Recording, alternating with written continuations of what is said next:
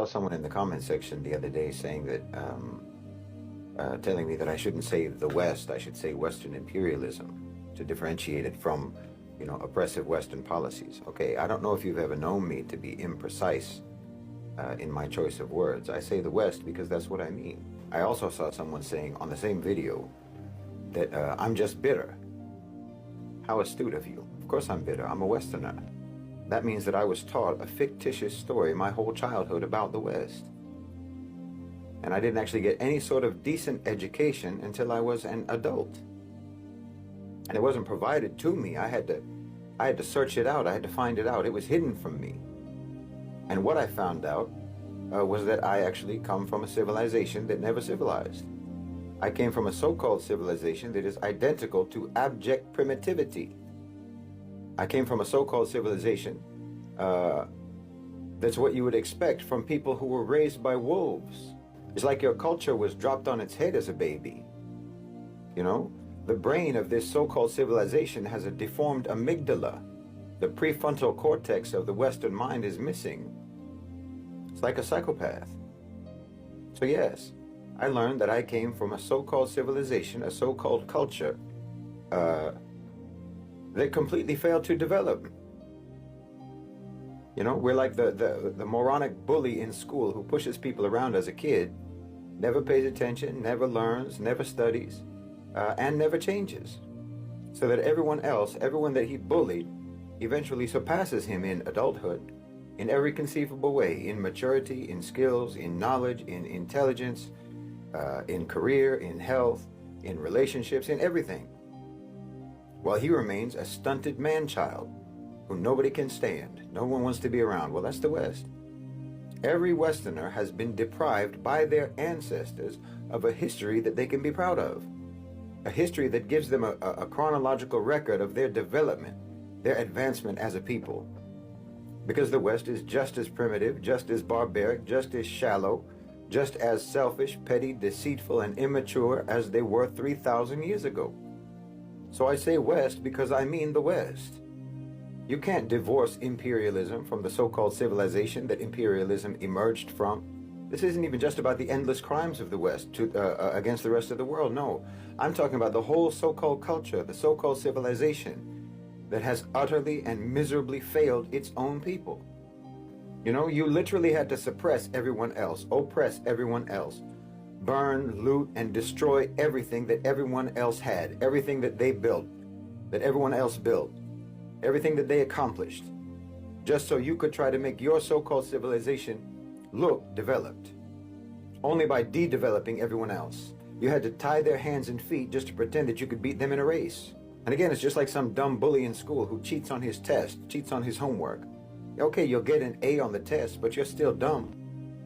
And you won't progress educationally at all. That's not going to benefit you. Your appearance of knowledge on a test you cheated on is short-lived. Whereas you can lock the smart kid in the gym locker, but he's still the smart kid. I mean, imagine, you go all around the world and smash up everything that other civilizations built, loot what they built, pillage, steal, even steal their ideas and their concepts and their philosophies. And then you sit on top of this mountain of stolen goods and declare yourself to be rich because of your own merit. And imagine telling this lie to your children, to your own children, to your grandchildren, generation after generation. How do you think that's going to go? You didn't invest in creating actual merit.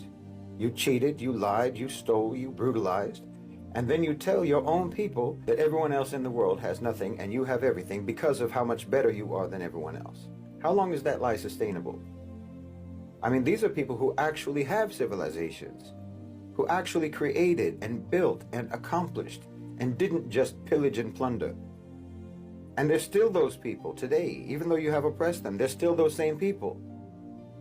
And you're still the way you are. Wallahi, the West let its people down. The West let their own people down. I mean, a good example actually is African Americans. I don't know if you can think of a people who were more held back, more deprived, more sabotaged than African Americans. You took everything away from them and took them away from everything. They started in your country at less than zero, literally regarded and treated as subhuman. not allowed to learn to read or write or anything for hundreds of years. But you see, they come from a people of accomplishment to one degree or another, not a people of piracy and theft and appropriation.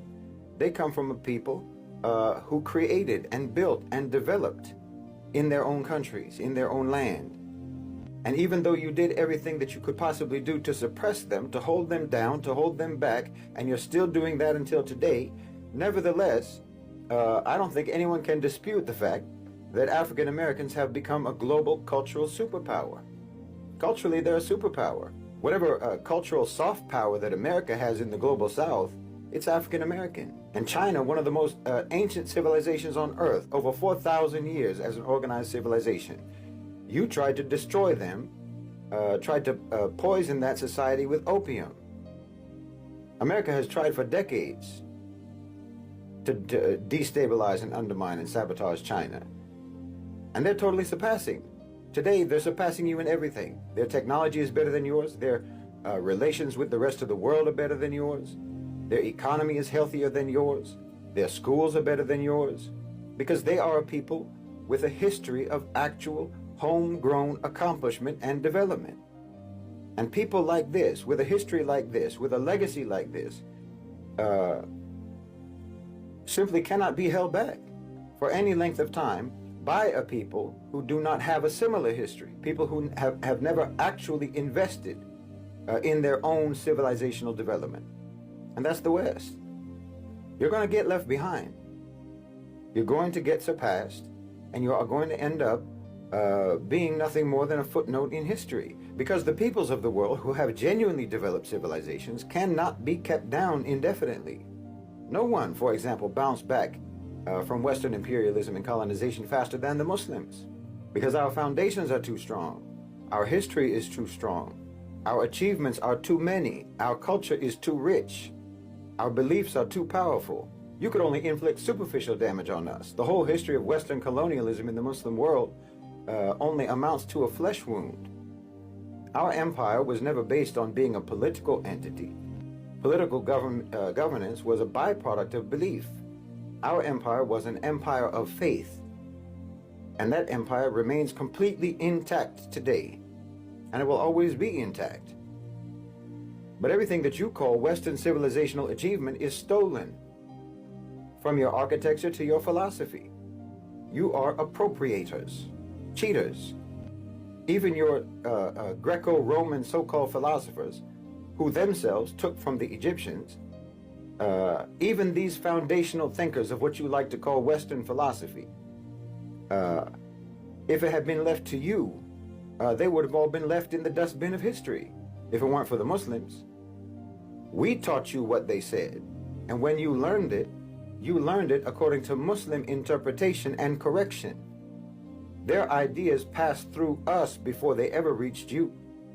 So even your so-called enlightenment, your discovery that reason and rationality are things that exist, well, you didn't discover that. We taught you that. And we were able to teach you that even before any Muslim ever read Plato or Aristotle, because the Muslims are people who have always deeply invested in their own intellectual development. So the Enlightenment, Europe's big eureka moment, was just copied and pasted. You're fakers. The only way that you can ever have an idea is to take it from someone who has ideas. And you've been historically incredibly stubborn about not developing, not maturing, not civilizing. It's really remarkable. I mean, look, even Christianity, when they tried to spread Christianity, even this corrupted version of the teachings of Nabi Isa alayhi salam, the Prophet Jesus, peace be upon him, when they tried to spread this in Europe, they cravenly adapted it to incorporate already existing pagan ideas, polytheistic beliefs, festivals, practices, and so on, until it bore no resemblance whatsoever, not only to the, didn't bear any resemblance not only to the original teachings of the Prophet Jesus alayhi salam, but not even to the version of Christianity that's followed in the Middle East. Your Christianity was just a repackaging of paganism. Because again, you are dead set against developing. You're dead set against developing intellectually, spiritually, morally, and in every other kind of way. I'm telling you, your ancestors have betrayed you. They betrayed you because they never bothered to invest in your future. They never bothered to actually create and develop as a people. And they only took and stole and pillaged and pretended. So they did not bequeath to you any sort of civilization that contributed genuinely to mankind. It's a so-called civilization only obsessed with destruction, with destructive power, with annihilation, with violence and death. It literally resents development. It resents advancement and creation and building and achievement. It's incredibly negative and dysfunctional. It's incredibly harmful. You literally measure power by its ability to destroy, not to create, by the ability to oppress, not to uplift. And look, before you misconstrue what I'm saying, this has nothing to do with skin color. It has nothing to do with your so-called race. None of this is innate in anyone's DNA. That's an obscene notion. Thinking that way is in and of itself symptomatic of colonized thinking, of westernized thinking. You know, this attribution of character traits to physical traits. The attribution of virtue or lack of virtue to genetics. Attributing spiritual qualities to superficial qualities. No, this has nothing to do with that. This is about culture. It's about the legacy of a culture that never matured. A legacy left to the descendants of people who thought predation and pillage was better than creation and innovation and knowledge. A legacy of underachievement as a so-called civilization that thought the ability to take from others was the same thing as merit.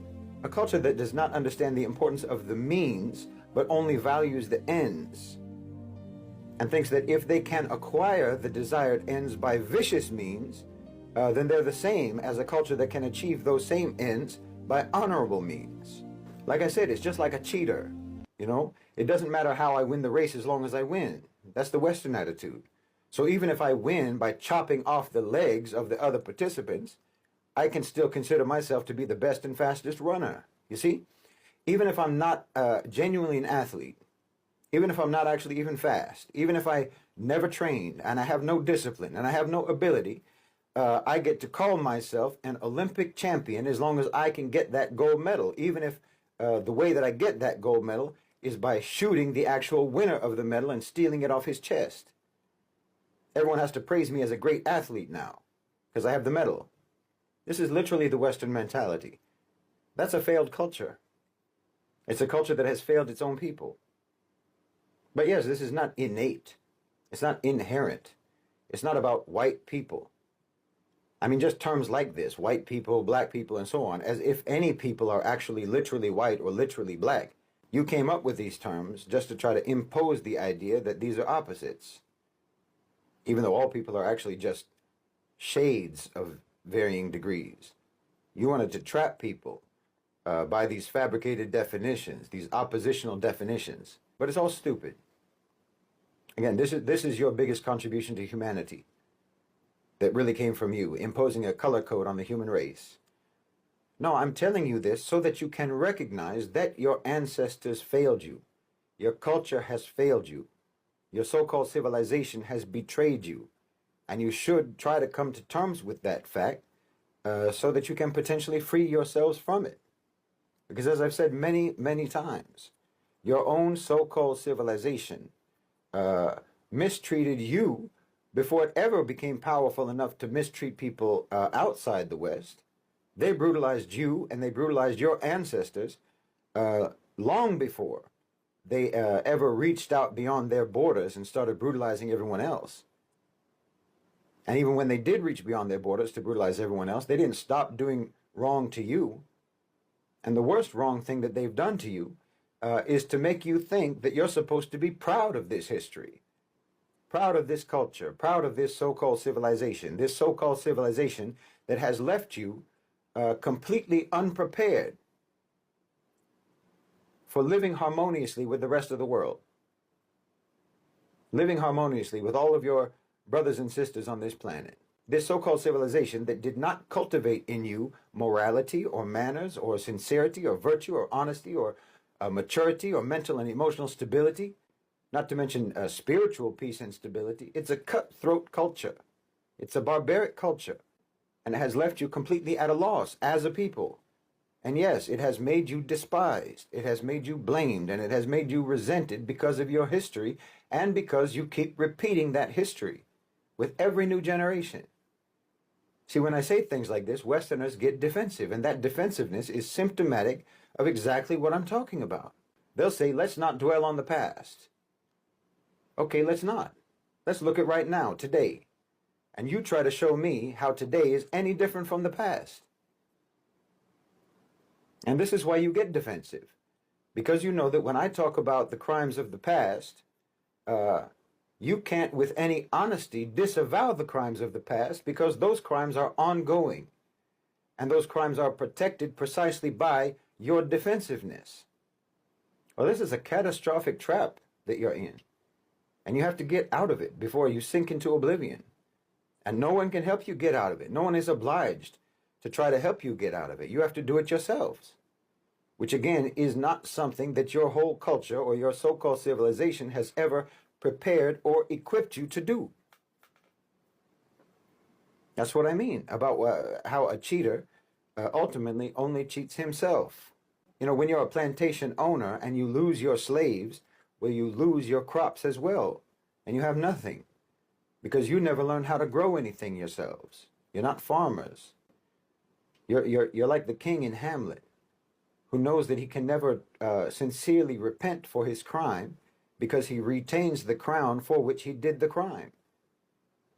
And you don't want to relinquish your ill-gotten gains. You don't want to give up that stolen crown. So you get defensive instead of repentant. And there's no solutions for you in your own history. No return to traditional values or what have you. No, that's not going to help you. I mean, trying to go back and emulate the very ancestors who failed to build a genuine civilization and who set you on the very path to oblivion that you're on now, that's not a remedy. So-called Western civilization is a myth, and you're not going to find any solutions as long as you hold on to any belief in that fiction. Your history does not contain any guidance for you, except insofar as it shows you very clearly how not to be. You need to stop digging in those empty pockets. I mean, if you dig into the pockets of Western history, all you're going to do is get your hands stained with blood. Like I've talked about before, your history, your origin, in the wilderness of Europe, it was harsh. You were in a harsh environment, cold and formidable. And you took the attitude, your ancestors I'm talking about, took the attitude that violence and dominance were the only means for survival.